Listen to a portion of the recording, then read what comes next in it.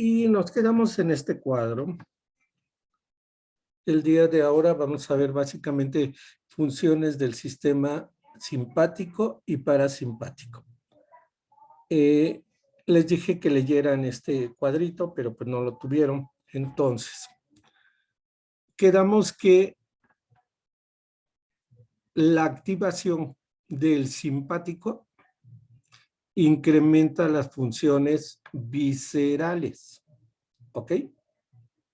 Si hablo de corazón, aumenta su frecuencia.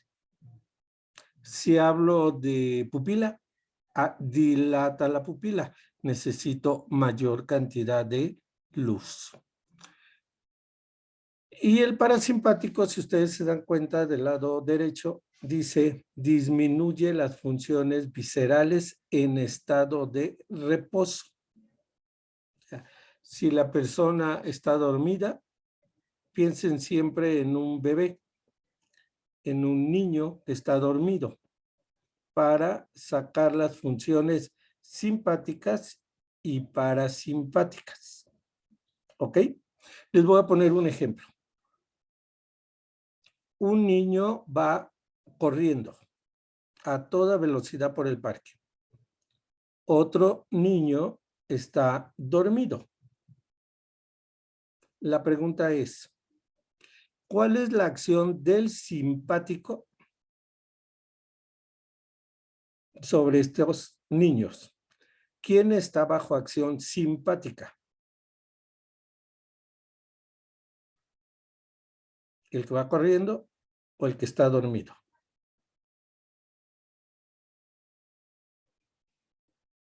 ¿Alguien tiene idea? El que está corriendo. El que está El que corriendo. está corriendo. Y el que está dormido,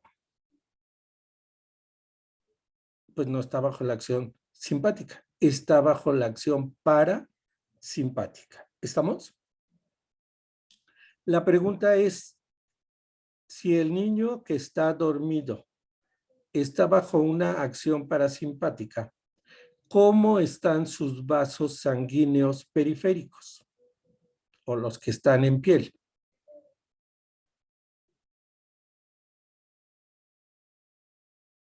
Hay vasoconstricción, hay vasodilatación en el que está dormido. Está pálido. Hay vasodilatación. Perdón. Fernanda, ¿qué me decías? Hay vasodilatación. Hay vasodilatación periférica. Y entonces está rubicundo. O sea, así es como tenemos que manejar las acciones simpáticas y parasimpáticas. ¿Sí? El niño que va corriendo,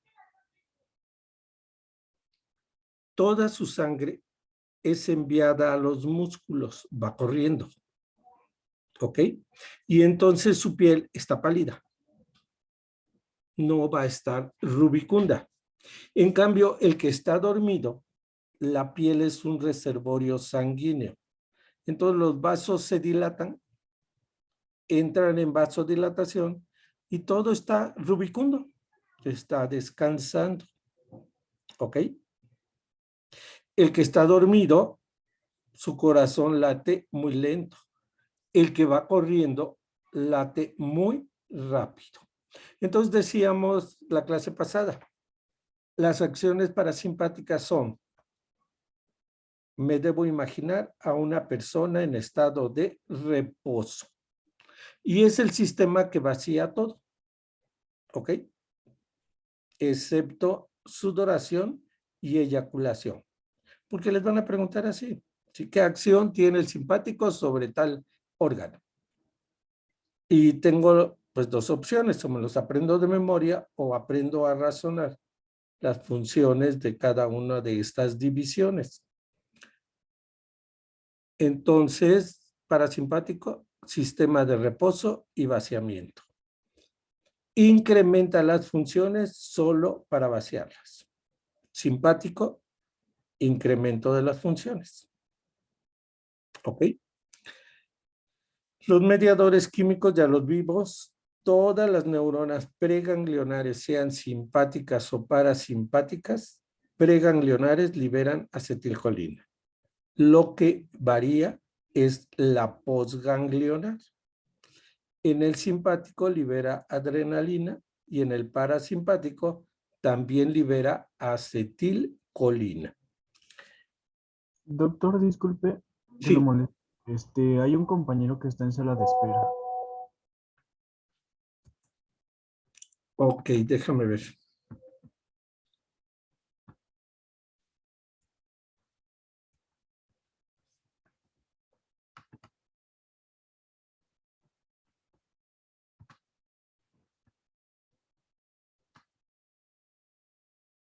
Ya está. Ok.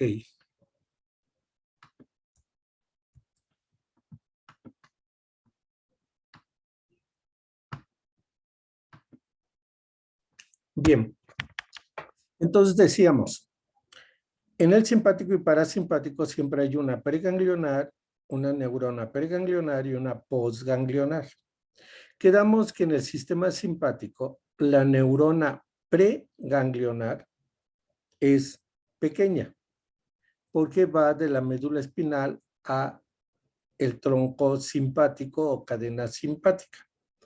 Y la postganglionar es muy larga porque va de este tronco simpático o ganglios simpáticos hacia las vísceras. Entonces la pre es una neurona corta y la post larga. El parasimpático es al revés. La pre llega hasta la víscera y la post está en la pared de la víscera. Entonces la pre es larga, la post es corta.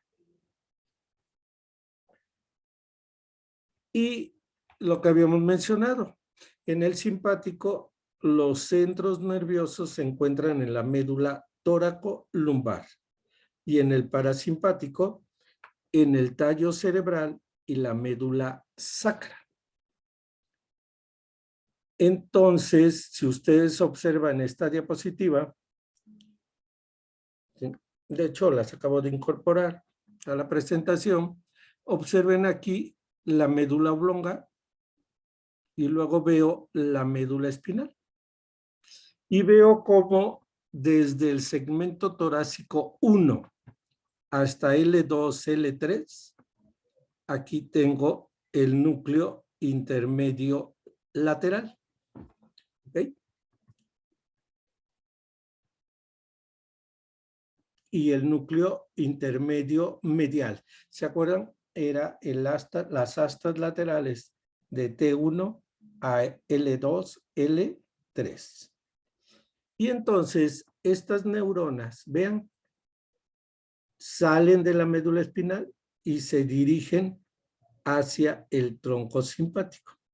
Algunas de ellas pueden ascender hasta el ganglio cervical superior y otras pueden descender hasta los ganglios o el ganglio coxígeo, que está en la zona coxígea, ya que la cadena simpática va desde el cuello hasta el coxis.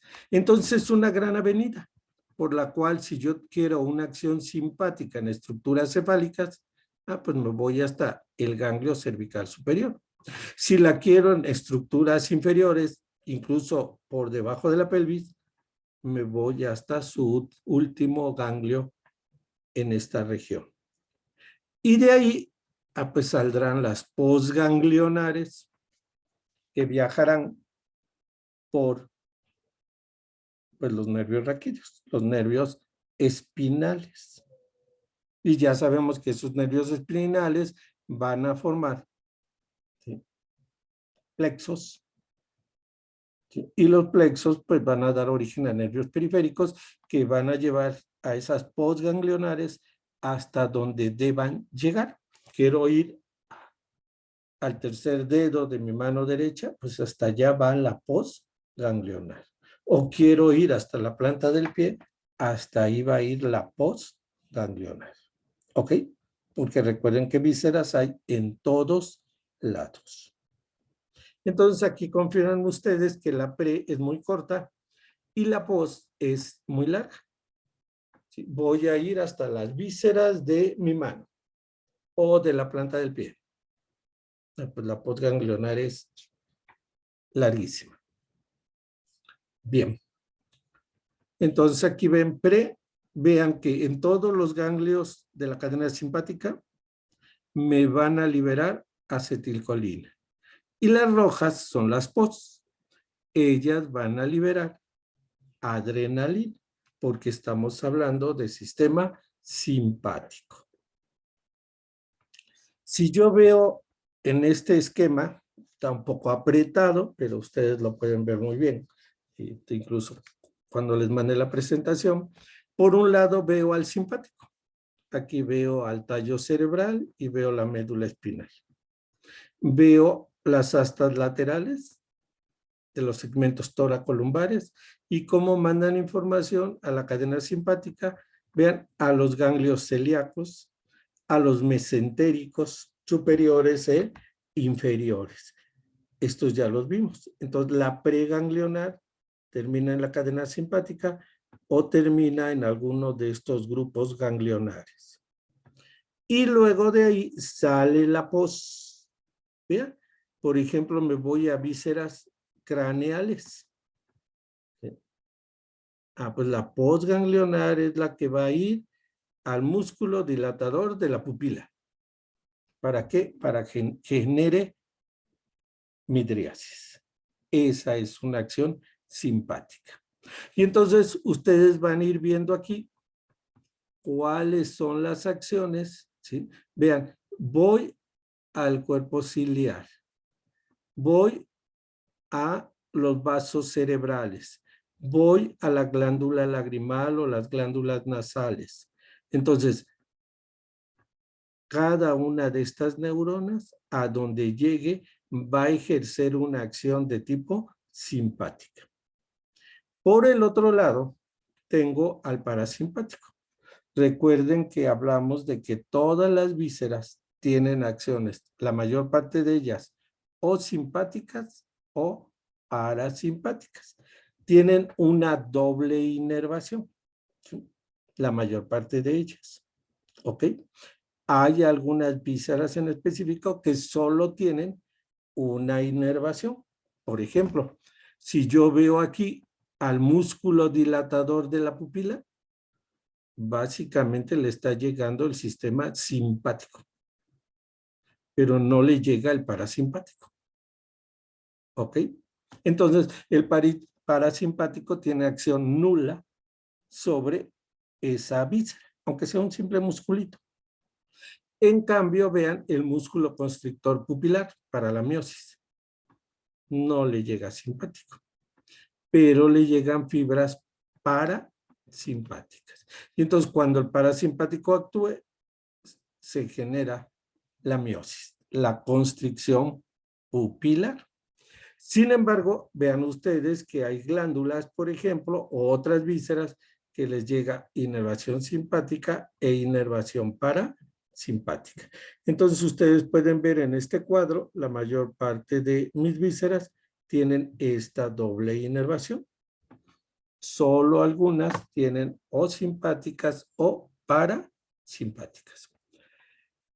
Por el otro lado, vean aquí el parasimpático, que ya mencionamos también su estructuración en la clase pasada. Veo la preganglionar que sale de los núcleos eferentes viscerales generales, Edinger-Westphal, salival superior, salival inferior y motor dorsal del 10.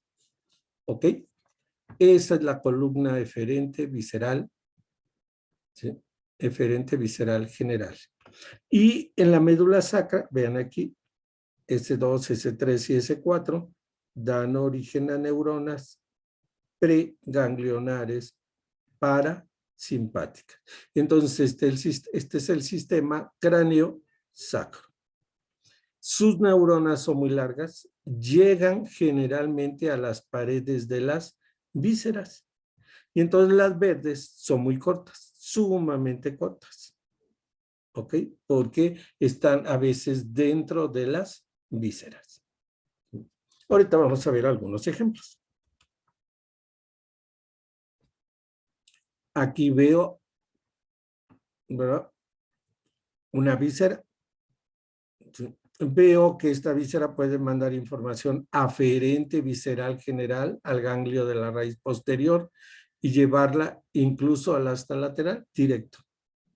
Y el asta lateral va a salir, generalmente va a viajar por nervios esplácnicos, ¿sí? Va a llegar a un ganglio prevertebral porque es asta lateral torácica, si ven el esquema que está aquí, y entonces llego a un ganglio de la cadena simpática, por ejemplo, y de ahí doy origen a neuronas postganglionares que van a ir a la víscera. ¿Ok? La gran pregunta será, ¿a qué parte de mi víscera voy? Y de una vez vamos a resolver eso. Déjenme ver si está por aquí. ¿A qué parte de una víscera voy? No, no está. No hay. Acuérdense, en las vísceras, los receptores viscerales están en las mucosas. ¿Ok? Si yo tengo dolor de estómago, puede ser por dos causas. O porque mi mucosa está irritada, algo le está afectando, o la membrana de cubierta y revestimiento, lo que rodea esta víscera. Por ejemplo, en este caso, el peritoneo. Está irritado, tengo dolor. Lo más normal es una irritación de glándula mucosa. ¿Ok? Ya habíamos platicado, pulmones. Pues las mucosas bronquiales o la pleura. Claro, está irritada la pleura, tengo problemas serios. ¿Ok? La cápsula de Gleason, ya tengo problemas serios. ¿Sí? Algo está afectando esas membranas externas. Y generalmente, pues sí, se convierten en un pequeño problema. Tengo irritada la mucosa gástrica, no hay problema. Me excedí en picante, me excedí en un irritante, ¿verdad? Si lo suspendo, tomo algún medicamento y se acaba el problema, ¿no? Si tomo un buen tratamiento y adecuado, ¿sí? Si no, pues siempre va a estar irritándose esa mucosa y nunca va a sanar. Y entonces tendré gastritis crónica. Bien. Entonces, me van a revisar este cuadro, van a ver qué vísceras tienen doble inervación y cuáles vísceras tienen una sola inervación. Eso es importante para las funciones. Fíjense algo interesante que apareció hace algunos años. Vean este esquema tan interesante, pero no ha salido más información. Esta neurona que ven que viene del útero, la vejiga, del recto, cualquier víscera es capaz de mandar información a través de una neurona aferente visceral general. Y vean cómo va por un nervio pélvico o esplácnico, entra al nervio espinal, ¿sí? Y vean lo interesante. Estas neuronas tienen su cuerpo en un ganglio porque son aferentes viscerales generales. Y lo lógico es que aquí salga su axón proximal y se dirija a las diferentes regiones del asta posterior o el asta lateral si es necesario. Pero vean lo que dibuja este autor. Llega el axón, llega al cuerpo y luego el axón proximal entra por la raíz anterior. Sí. Todo lo contrario a lo que vimos en el curso. Toda neurona aferente tiene que entrar por la raíz posterior. Por ahí se los dejo de tarea. ¿Sí? Es algo que salió hace algunos años. La bibliografía no hay mucha. Si esto es cierto, probablemente ocurrirá cuando hay procesos patológicos de dolor crónico, de algo por el estilo. alguna lesión, pero no es lo cotidiano. Lo normal es que una neurona aferente entre por la raíz posterior, como lo hemos visto en todo el curso. Se los comento porque si leen el capítulo de vegetativo, ahí van a ver este esquema en el Jaines. ¿Ok?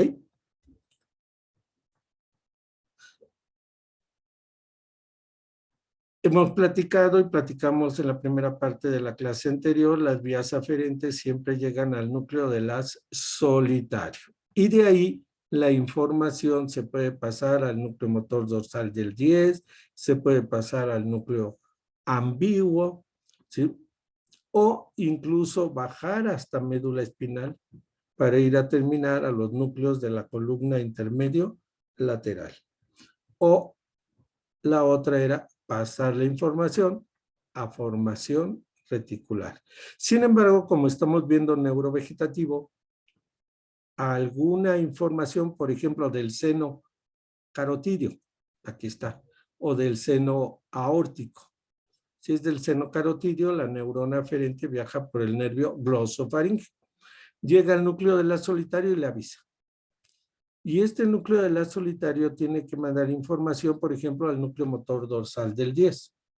Ah, ya estoy activando al parasimpático en forma directa.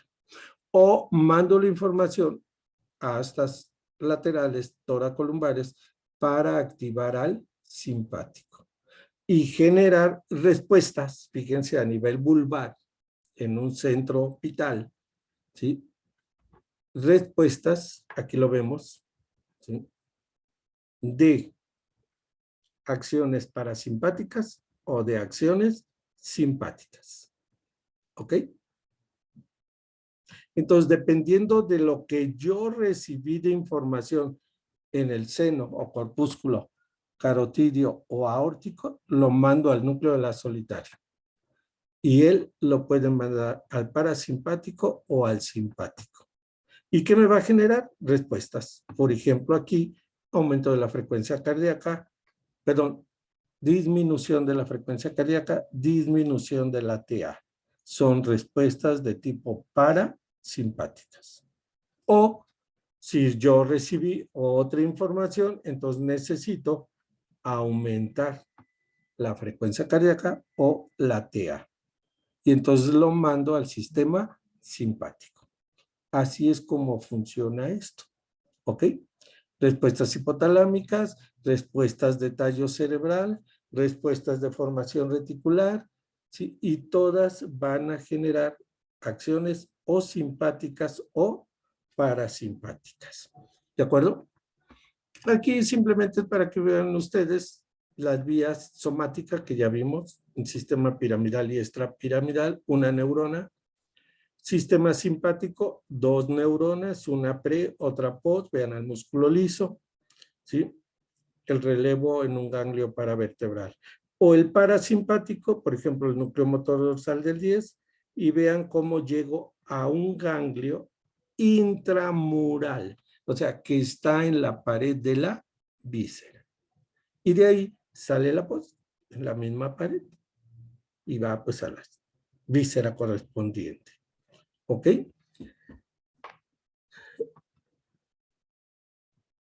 Observan aquí, ¿verdad? Intermedio medial. Ah, entonces estoy simpático y veo aquí el cuadro, el mismo cuadro que vimos la vez pasada, la postganglionar, una neurona no epinefrina, pero libera norepinefrina o noradrenalina. ¿Ok? Y recuerden que hay un simpático colinérgico que libera acetilcolina, que es el que va en forma importante a las glándulas sudoríparas. Eso no lo olviden, por favor. Aquí ven una doble inervación. Por ejemplo, esta es la vejiga, es el músculo detrusor. Este músculo se va a dilatar para llenarse y se va a contraer para vaciarse. Ah, entonces tiene una inervación simpática, una pre, una post, y llego acá. Y vean rayas, signos negativos. ¿A qué quiere decir esto? que el simpático permite la dilatación del detrusor, que se llene. Pero cuando llega a un nivel X, ahora sí, el parasimpático sacro va a mandar órdenes para que esta víscera, este músculo, vean aquí llega la pre, directa a la pared, sale la post, y entonces aquí genera el estado de contracción. Y entonces vaciamos la vejiga. Entonces el parasimpático contrae al músculo detrusor. El simpático lo relaja. ¿Ok? Entonces, así es como tenemos que interpretar las funciones del simpático y del parasimpático. Y entonces ahora sí, pueden ver estos cuadros, ¿sí? Y entonces ustedes se van a preguntar cuáles son las acciones simpáticas o parasimpáticas sobre los diferentes órganos de la economía.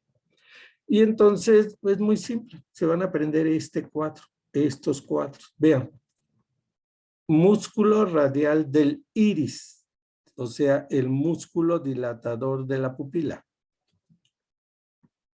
Si yo lo contraigo, produzco midriasis.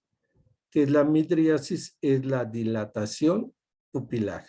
Se contrae el músculo longitudinal del iris o músculo radial. ¿Qué hace el parasimpático? Nada, porque ese músculo no tiene doble inervación. Músculo circular o esfínter del iris. Ahora ya sé. Va a salir una neurona preganglionar del núcleo accesorio del 3, ¿se acuerdan? Pupilar, de Edinger-Westphal o centro de la miosis. Va a viajar por el nervio oculomotor, llega al ganglio ciliar y de ahí a través de los nervios ciliares penetra al ojo y se va al músculo circular del iris. Lo contrae y en ese momento la pupila se cierra. Y entonces yo tengo contracción pupilar, miosis. ¿Qué me aprendo? Simpático.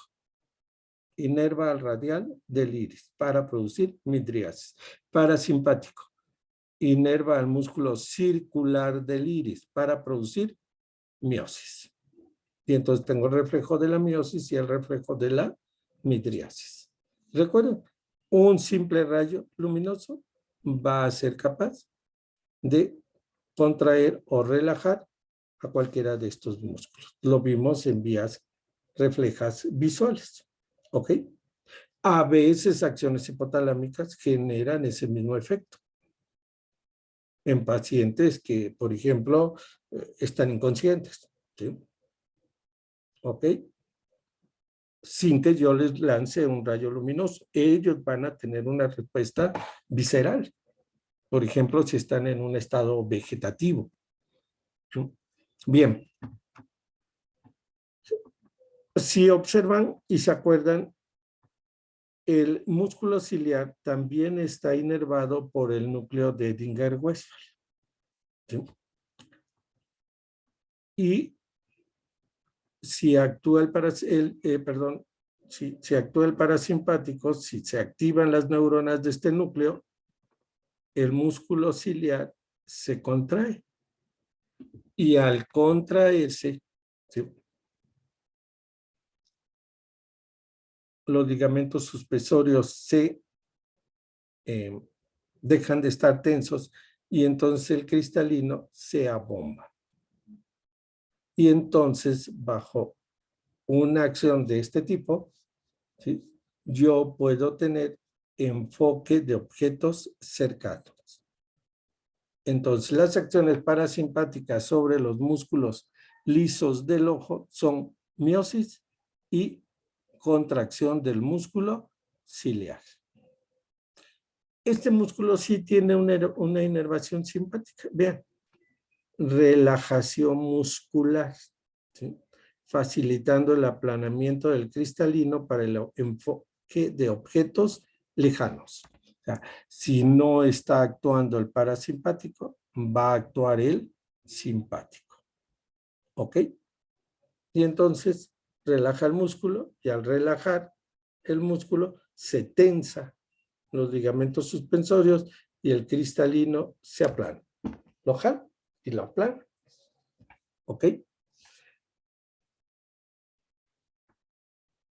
Las glándulas parótidas salivales, sublingual y submaxilar son ejemplos típicos de estas dos acciones. Vean. Ustedes están relajados, les dicen, oigan, ya es hora de comer, ya se acerca la hora de comer. Tienen mucha hambre porque casi no desayunaron, ¿sí? Y entonces empieza a llegar el olor de la comida. Sus glándulas salivales van a responder produciendo secreción acuosa abundante. ¿Ok? Están listas para que el alimento entre. ¿Sí? Y entonces el parasimpático vacía mis glándulas salivales.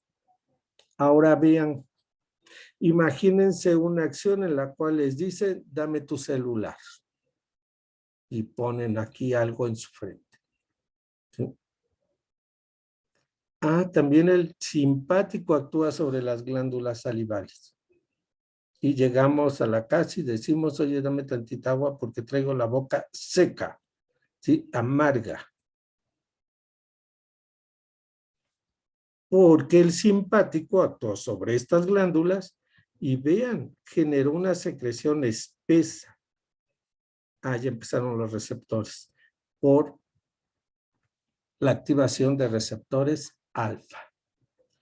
Secreción de amilasa por estimulación de receptores beta. Entonces, las respuestas simpáticas y parasimpáticas sobre ciertos órganos de la economía van a ser diferentes. ¿Ok? Quiero mucha saliva, una acción parasimpática. Quiero una liberación de saliva escasa, espesa, con ciertas características, acción simpática. Generalmente es la del estado de estrés. Por supuesto, no todas Doctor, las... Sí, dime. yo tengo una duda. Bueno, es Claro. que yo me confundo porque yo tengo entendido que las acciones parasimpáticas son como de relajación, pero ¿por qué en algunas dice contracción? Eso es como que lo que me confunde un poco. Por la acción de los... Ya les dije, si yo aumento el peristaltismo intestinal, lo aumento, ¿sí? A ustedes dirán, es una acción simpática. No, es parasimpática, porque voy a vaciar el intestino. ¿Estamos?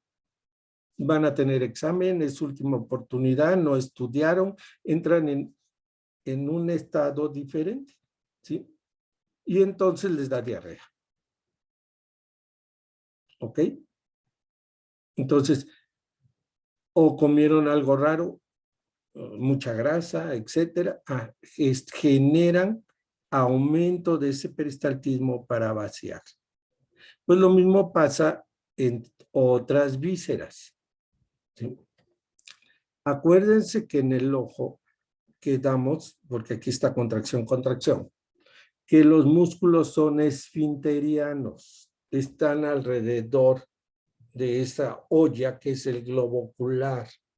Y entonces, si estos músculos se contraen, vean, los ligamentos suspensorios se relajan y el cristalino por sí solo se abomba.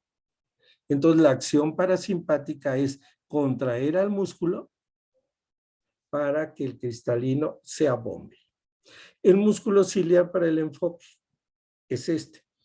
Para la miosis, pues si yo contraigo al músculo esfinteriano que cierra la pupila, entonces la pupila se va haciendo más pequeña. Entro en miosis. Entonces, el parasimpático, ¿qué hace? Contrae al músculo circular del iris para reducir la pupila. ¿Es contracción? Contrae al músculo ciliar, ¿para qué? para que el cristalino se abombe. ¿Ok? Lo mismo pasa con el peristaltismo.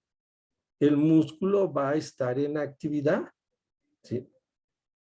¿Para qué? Para vaciar. ¿Ok? Entonces yo les dije, la idea del parasimpático siempre es decir, actúa en estados de reposo y vaciamiento. ¿Ok? El vaciamiento puede incrementar las funciones para vaciar. ¿Sí? ¿Ok?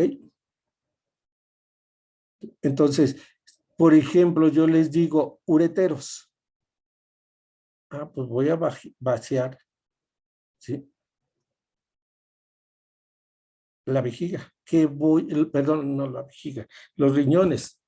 Voy a filtrar más rápido. Ah, entonces, ¿qué hacen los ureteros?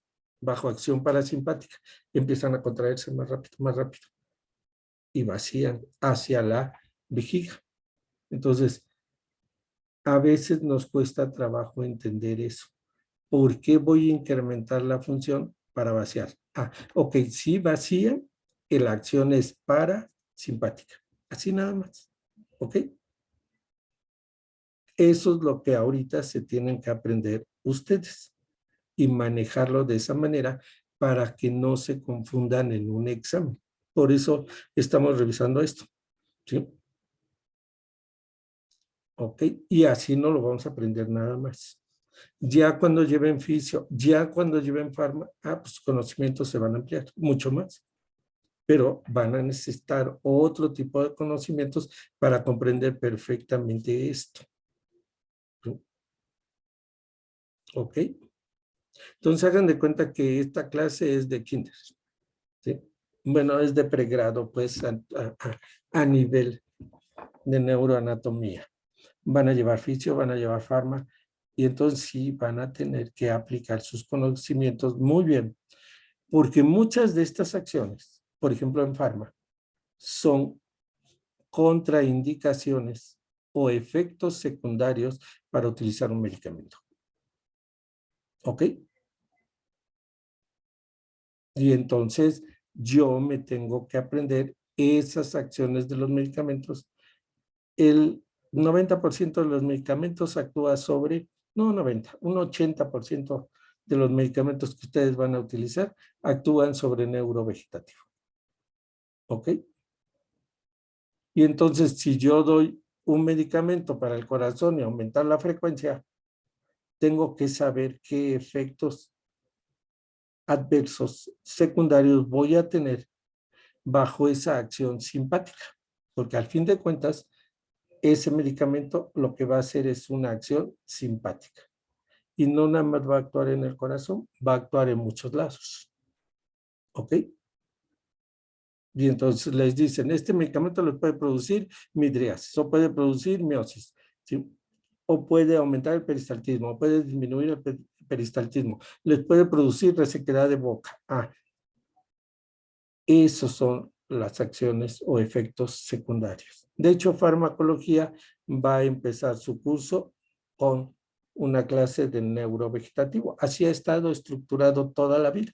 Es un recordatorio porque van a empezar a ver fármacos y acciones sobre simpático y parasimpático. ¿Ok? Entonces ahorita apréndansela como está y manéjenlo así. ¿De acuerdo?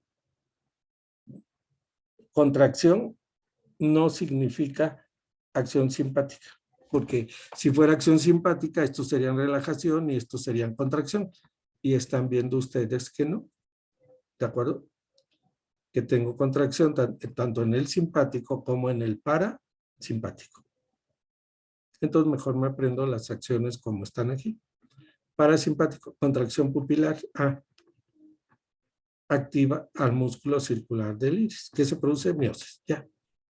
Eso es todo, ¿ok? Van a ver ahorita los cuadros que siguen y van a ver que se hace más complejo. Necesitamos más conocimiento de receptores para poder entenderlos. De hecho, aquí está en la secreción de las glándulas parótidas sublingual y submaxilar. Si yo voy a empezar a comer, ¿sí?, entro en una acción simpática, ¿sí? ¿Ok? La parasimpática me va a producir mucha saliva, pero la acción simpática es que ya llegó la hora de comer, es más, puedo estar alegre, contento, etcétera. ¿Y qué voy a hacer? Voy a estimular los receptores beta 2 para liberar amilasa, porque ahí va a iniciar la digestión de los alimentos. Entonces, por un lado, en el momento en que empezamos a comer, tengo una acción simpática para liberar amilasa. Y por el otro lado, necesito mucha saliva para el bolo alimenticio, moverlo ahí en la boca, que no esté tan pastoso. Entonces, en esa acción del masticar, actúa el simpático y actúa el parasimpático. ¿Ok? Bien. Vean, en el resto de las glándulas casi no actúa el simpático. Casi no. Quien actúa es el parasimpático, porque es el que vacía, lo que habíamos dicho. Lloro, estoy llorando. Glándulas lagrimales, secreción. O simplemente estoy lubricando el ojo. La secreción de la glándula lagrimal es parasimpático. Nasales y faringeas, parasimpáticas. Vean, la excepción, glándulas sudoríparas. El simpático colinérgico es el que hace que secrete, sudoración. Sudamos con el calor, con el ejercicio, con lo que sea. Y el parasimpático las inhibe. ¿Ok? Sí. Hay una inhibición. Músculo piloerector es el que está aquí en los folículos pilosos. ¿Sí? Bajo una acción simpática de estrés, empiezan a contar cuentos de terror y la piel se hace chinita. Todos los pelos se paran en un momento determinado. ¿Sí? Pues es una acción simpática. No es parasimpática. ¿De acuerdo? Porque dependen también de ese sistema simpático colinérgico. Vean el estómago. Forma parte del tubo digestivo, del que vacía. Entonces, una acción parasimpática que hace aumento del peristaltismo. Relaja esfínteres. Eso es sumamente importante, el parasimpático. Si yo me regresara a la vejiga, van a ver cómo había una neurona que iba al esfínter de la vejiga. ¿Sí? ¿Ok? Entonces, el parasimpático va a relajar esfínteres. Y vean, y va a generar estimulación de secreción glandular del estómago. ¿Qué hace el parasimpático? Perdón, el simpático. Disminuye el peristaltismo, contracción de esfínteres, inhibición de la secreción glandular por vasoconstricción sanguínea, no por acción directa sobre las glándulas. El estudio del neurovegetativo no es fácil. Se van a tener que meter y dedicarle muchas horas a entender perfectamente bien las acciones simpáticas y parasimpáticas sobre los órganos de la economía. Yo les podría decir ahorita métanse. No, porque las preguntas no van a venir a ese nivel que vienen en fisiología o en farmacología. Aquí lo único que les van a decir es, ¿cuál es la acción del simpático sobre el estómago? Y probablemente diga disminución del peristaltismo. Esa es la correcta. ¿Cuál es la acción del parasimpático sobre el estómago? Y puede venir relajación de esfínteres. Esa es la correcta. ¿Sí? O secreción gástrica. Esa es la correcta, porque vacía. Hasta ese nivel quedamos en esta clase. Vesícula biliar, vean, y conductos biliares. Simpático, relaja. Hay disminución de la motilidad. ¿Y qué es el parasimpático? Contracción, aumento de la motilidad. ¿Por qué? Porque vamos a vaciar vesícula biliar, ¿sí? ¿Ok? Por eso tengo contracción o aumento de la motilidad. porque el parasimpático va a vaciar ese saco importante que tiene bilis. Intestino delgado, parasimpático, aumento de la motilidad, porque tránsito en la digestión. ¿Ok? Intestino grueso, aumento del peristaltismo. Es una acción parasimpática. ¿De acuerdo? Vean aquí, por ejemplo, páncreas. ¿Qué me tengo que aprender? Que el parasimpático lo vacía. Hay aumento de la secreción del jugo pancreático. Y también actúa sobre él aumentando la secreción de insulina y glucagón, parasimpático. Pero aquí ya viene un problema. Simpático. Vean. Si yo estimulo por X situación mis receptores alfa que están ahí, hay disminución de la secreción de jugo pancreático. Disminución de la secreción de insulina y glucagón por estimulación de receptores alfa. ¿Ok? Entonces, estoy disminuyendo cuando actúo sobre alfa. Pero vean, si actúo sobre receptores beta simpáticos, recuerden que la neurona postganglionar va a llegar a diferentes tipos de receptores que están en la célula donde llega. Dependiendo del receptor a donde llegue, van a hacer sus acciones. ¿Ok? Entonces el simpático sobre el páncreas, si estimula receptores beta bajo X situaciones, entonces yo voy a secretar insulina y glucagón. ¿Ok? Insulina y glucagón. Por ejemplo, estados de estrés, secreto mucha insulina. Y entonces llega mi abuelita y me da un bolillo con azúcar. Ella no sabe fisiología, pero sabe que necesito azúcar, porque estoy liberando o porque he liberado mucha insulina ante un estado de estrés. Estoy en un estado normal y estoy en un metabolismo X. Acabo de comer. Bueno, el parasimpático es el que se va a encargar de liberar la secreción de insulina y glucagón. Vean que es complejo. Estos simples 5 hechos, cuando yo le doy a mi paciente un medicamento porque es diabético y necesito que libere insulina, ¿sí? Va a depender del medicamento. Va a depender cuánto libera, cuánto no, qué efectos va a tener secundarios, etcétera. ¿Sí? Porque va a depender de dónde va a actuar y cómo va a actuar ese medicamento que yo le estoy dando, sobre qué receptores de ese órgano va a actuar. Entonces, ahorita lo único que se van a aprender es qué hace sobre el páncreas. El parasimpático aumenta la secreción de jugo pancreático y aumenta la secreción de insulina y glucagón. Solo si les llegaran a poner alguno de estos receptores, bueno, pues se los aprenden. Si les ponen otra cosa, entonces ya yo veré qué hago con la pregunta. Pero hasta ese nivel nos quedamos. ¿Queda claro? ¿Sí? Entonces, este es un ejemplo de cómo en un estado de estrés continuo o intenso, la gente dice, me volví diabético porque me asaltaron, volví diabético porque tuve este estrés. ¿Sí? Bueno, no es cierto.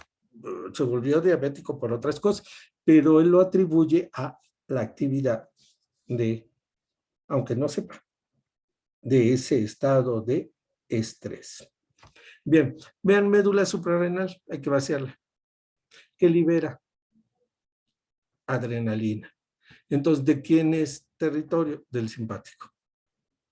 ¿Ok? ¿Se acuerdan? El simpático que llega a la médula suprarrenal. ¿Qué hace el parasimpático? Nada. Corazón. El simpático aumenta frecuencia cardíaca, aumenta gasto cardíaco, aumenta presión arterial. Así me lo aprendo. Parasimpático disminuye. Arterias coronarias. Vean lo interesante de esto. Arterias coronarias, pulmonares, abdominales, viscerales, renales. ¿Sí? si actúa el simpático, va a producir vasodilatación por estimulación de receptores beta. Y ahí sí me los voy a aprender.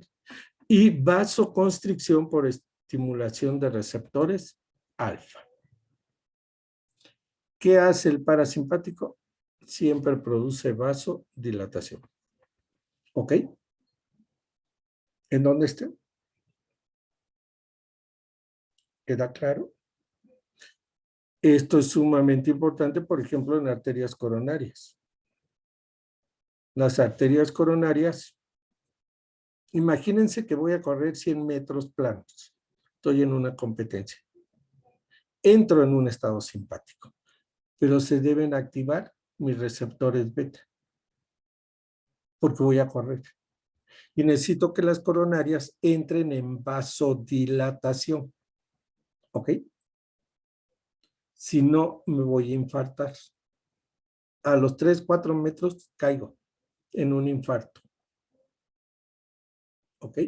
Entonces, es sumamente importante esto, receptores beta. Ahora vean, ¿qué es lo que hace el simpático sobre las arterias de la piel? Voy a correr. La piel es un reservorio sanguíneo. ¿Qué necesito hacer? Mandarla al corazón y a los músculos porque voy a correr.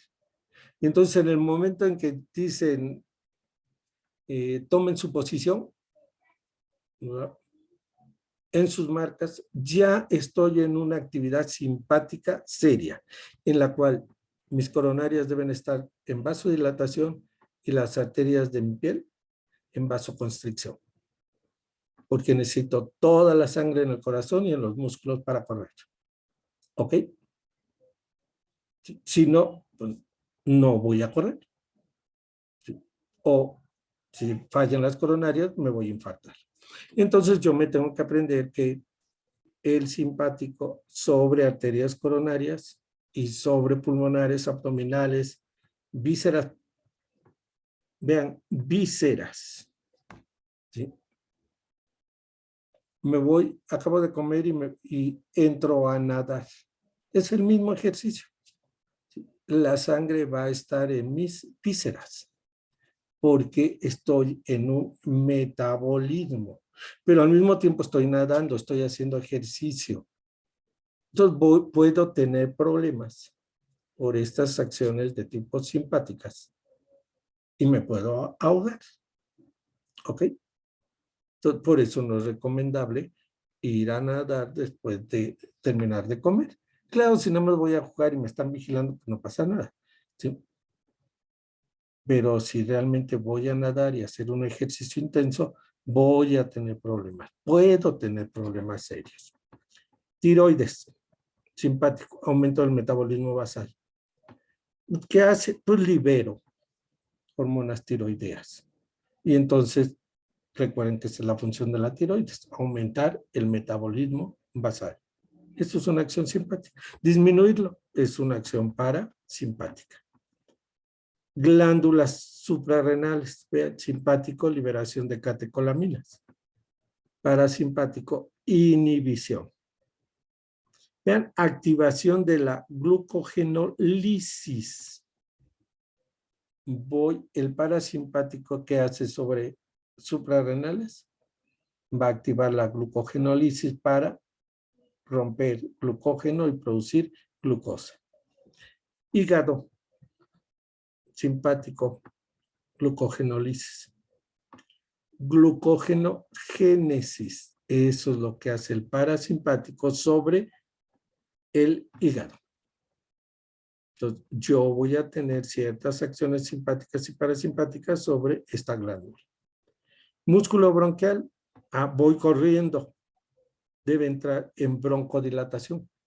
Los bronquios deben estar dilatados porque voy respirando en serio, voy corriendo, simpático. Parasimpático. A veces tenemos que mover a la persona de junto porque sentimos que no está respirando. Está en broncoconstricción. Respira de vez en cuando. ¿Ok? Esa es una acción parasimpática. Vejiga, ya habíamos mencionado. Relajación del músculo detrusor, lo vimos en la diapositiva, podemos poner diapositivas de todo. Esa es una acción simpática, permite que se llene la vejiga. Ya se llenó, viene la contracción del músculo de la vejiga. Todo el músculo se llama detrusor. Y claro, tiene un trígono, si se acuerdan de anatomía, ¿sí? Donde llegan los ureteros, sale la uretra, etcétera, y esfínteres, en fin. Pero en este caso estamos hablando del músculo detrusor. Simpático lo relaja, parasimpático lo contrae y lo vacía. ¿Qué hace el sobretestículo? Vean, formación de espermatozoides y testosterona.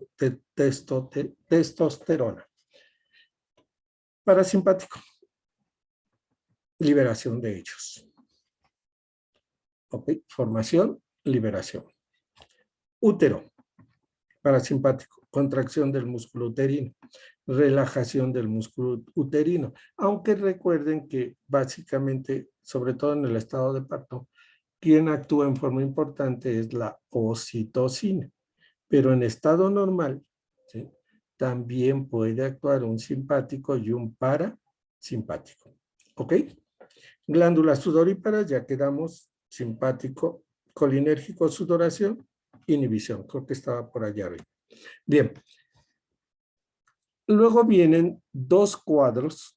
Van a venir dos cuadros en la presentación que les voy a mandar, en donde están los receptores sobre los que actúa cada una de las divisiones. ¿Ok?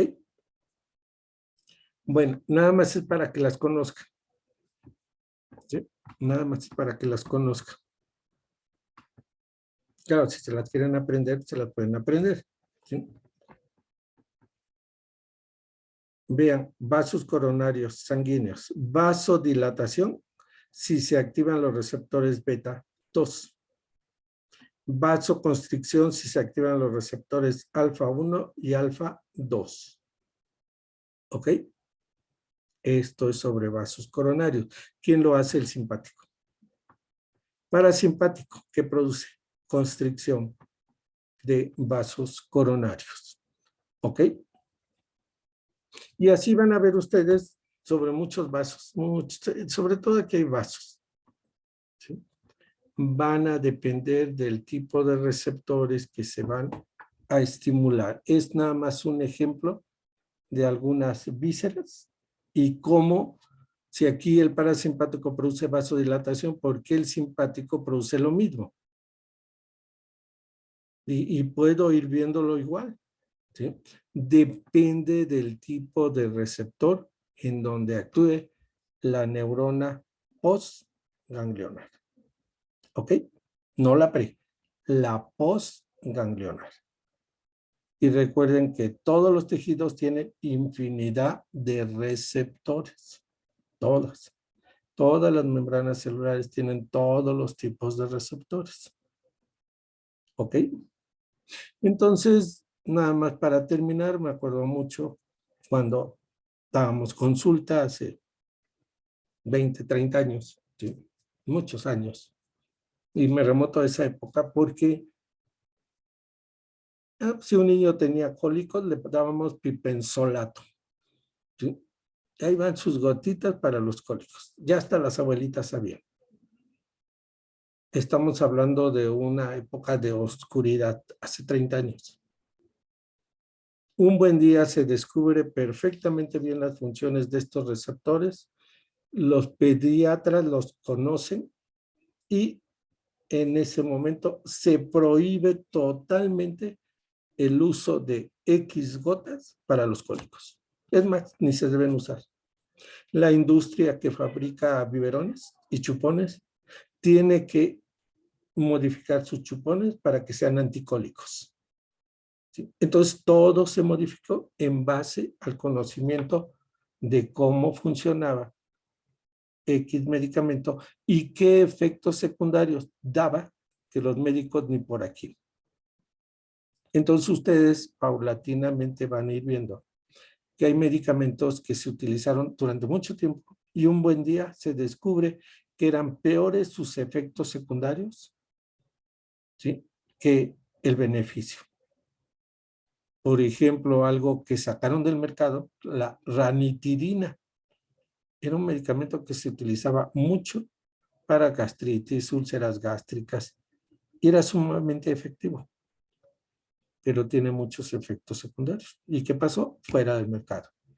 ¿Por qué? Porque no actuaba nada más ahí, actuaba en otros lados y generaba más problemas. ¿Sí? ¿Ok? Bueno, esto es una probadita. Hay libros completos de sistema neurovegetativo, ¿sí?, para farma. Tienen que ver las acciones ya en forma muy específica a ese nivel, en tercer año, ¿sí?, para que puedan entender y comprender todas esas reacciones o efectos adversos, secundarios, ¿sí?, que se presentan. ¿Ok?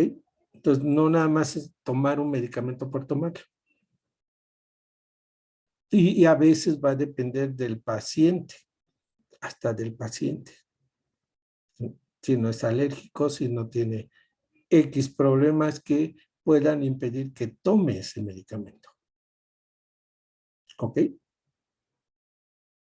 Bien, entonces, esto nada más se los puse como un ejemplo. Podría ponerles muchos cuadros, hay muchos cuadros en todos lados. Apréndanse los dos primeros. Se los mando ahorita terminando la clase para que lo lean y se lo aprendan. Por supuesto, pueden aprenderse estos mismos cuadros, están en cualquier libro de neuroanatomía o neurofisiología. ¿Sí? Para fines de examen, esto es lo básico. ¿Ok? Y miren que les gusta preguntar mucho funciones simpáticas y parasimpáticas. Voy a dejar de compartir y vamos a respuestas, preguntas, ¿sí?, etcétera.